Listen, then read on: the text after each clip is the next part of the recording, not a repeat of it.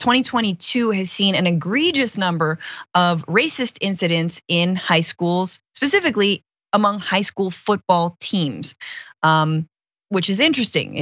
You don't hear a lot about that. It's not happening. Not a racist incident from the police, not a racist incident in Congress, nothing that Marjorie Taylor Greene said. But maybe that's having a trickle down effect. So one of the incidents involves a Northern California high school called Amador High. And on September 16th, a racist group chat was discovered, causing the entire season of football to be canceled. So Superintendent Torie Gibson announced she had placed 3 staff members on leave and alerted law enforcement to some allegations from a disturbing chat involving a majority of the football team. She noted the officials are, quote, very limited in what can be shared with the public. Many in the community said the chat was titled, "Kill the Blacks." Superintendent Torie Gibson felt she had no choice but to make the unpopular decision when learning of canceling the season, when learning Amador's high school football team had a group chat titled "Kill the Blacks," filled with derogatory language, racial slurs, and she ended the Northern California schools varsity season. "We canceled the football season and we did it for all the right reasons because the behavior is not acceptable," said Gibson, who oversees the Amador County Unified School District. "However, football is an extracurricular activity. It is not a given, it is not a right, it is strictly extra." And the people put on leave, by the way, were the coach, the athletic director, and the principal. It's not clear if they had anything to do with the group chat. But she said in the wake of this incident that they're gonna be better. That basically it's gonna take us time. It's gonna be years of work. There's no magic button to fix it. And I'm assuming she means getting these kids' minds right, figuring out what the hell is going on. Adrienne, weigh in here. Was it the right move to cancel the football season from a group chat like this? No, absolutely. I think that was the wisest thing to do because it is extra. And the fact is that these kids are out here pushing these racist narratives and engaging in racist behavior. And why should they be doing anything other than getting education and going to school and hopefully learning not to be little white supremacists in the process? That would be fantastic. And even to the extent that it was punitive, I'm good with that too. Yeah. You know, they had this ongoing chat, "Kill the Blacks." And you can't also tell me that the leaders at the school had no idea whatsoever. And I believe in this particular high school, there were maybe 7 black kids or 4. It was single digit number of black children. And so you have to actually ask yourself, what kind of experience are these children having if you have an entire team at the school who's allowed to engage in these openly racist antics? Let's be honest about this. And I will also say that this is very much a reflection of that community itself.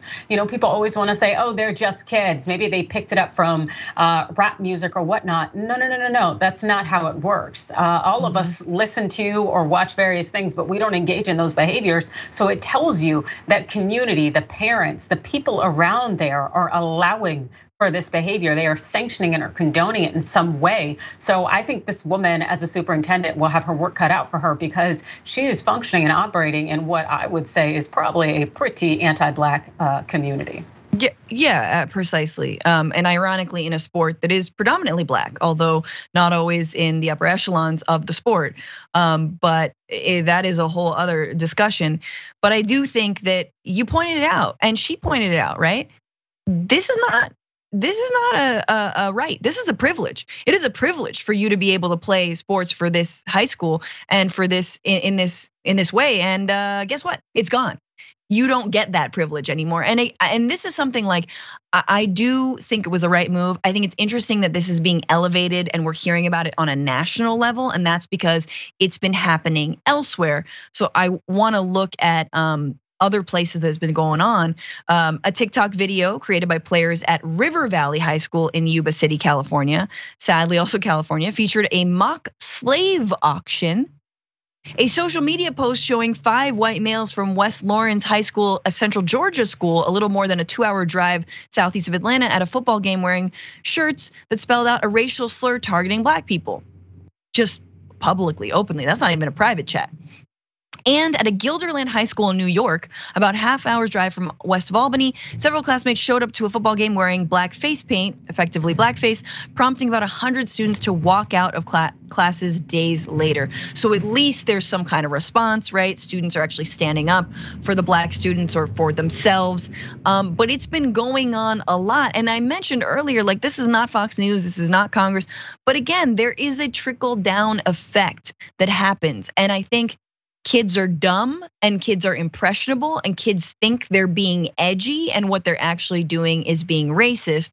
I think the missing piece of this story is when someone like Chaya Raichik from Libs of TikTok uplifts the poor footballers from Amador High School and says, we're gonna uncancel the football season. They have a right to have a chat called Kill the Blacks. Like, no, they don't have a right. And yes, there is a consequence for the things that you do. And if the things that I know the police don't give that good example. I know when they have racist chats, they all seem to keep their jobs. But this is high school football, and you're gonna lose the season if it happens.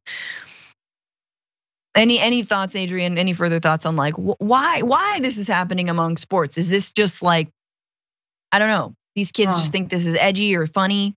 No, I think when you have sports, you have groups of people coming together. And often because our society likes to uplift toxic masculinity, you have ways in which people are trying to show their dominance and power. And that often involves the oppression of others. And so they like to pick out minority groups, marginalized groups, and to target them.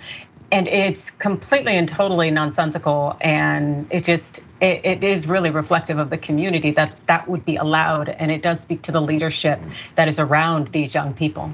Yeah, and I just want to point out, like, we're in a moment where we're being told that critical race theory is somehow being taught in high school and in elementary school, and we know that's not true.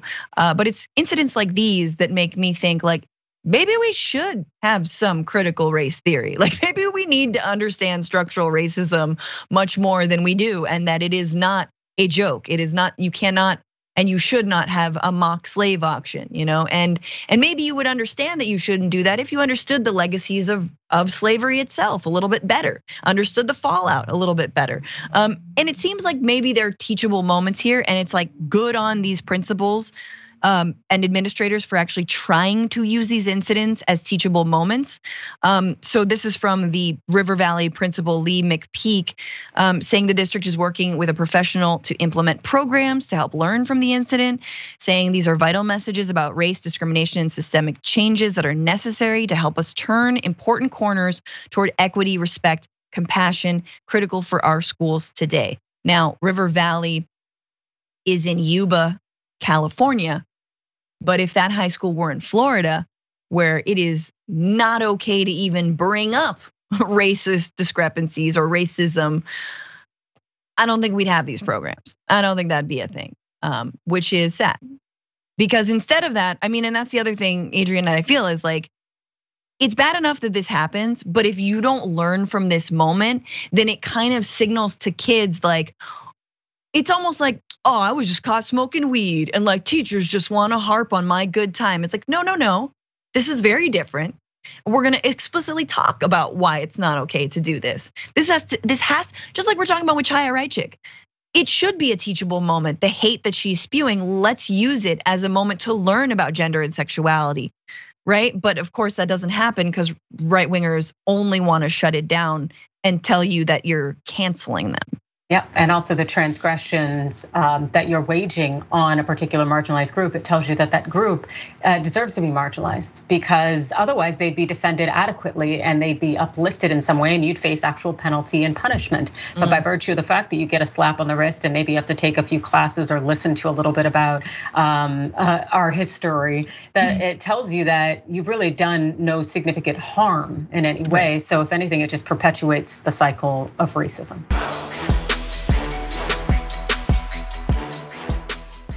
Check out the Damage Report podcast each day, wherever you get your podcasts, whether Pocket Casts or Stitcher or iTunes. You can join me as I give you the news and stories you want, with a range of co-hosts and interview guests jumping in on the fun each day. Again, that's the Damage Report, wherever you get your podcasts. And if you get them at iTunes, don't forget to rate and review. Sometimes I'll read them live on the show.